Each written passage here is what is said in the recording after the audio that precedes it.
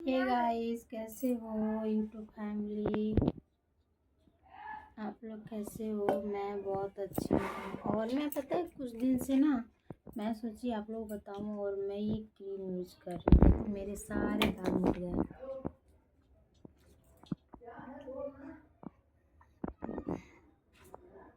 ये जो है ना बहुत गहरा हो गया था। मैंने इसको मंगाई थी और इसको लगाने से ना सारे दाग साफ हो जाते हैं। ज़्यादा महंगा नहीं मिलता है, 200-250 का मिलता है। जिस किसी को चाहिए कमेंट में आप लोग पूछिएगा, लिंक दे दूँगी। और मैं ये ऑनलाइन मंगाई थी, ऑफलाइन नहीं मिलता ये, ठीक है।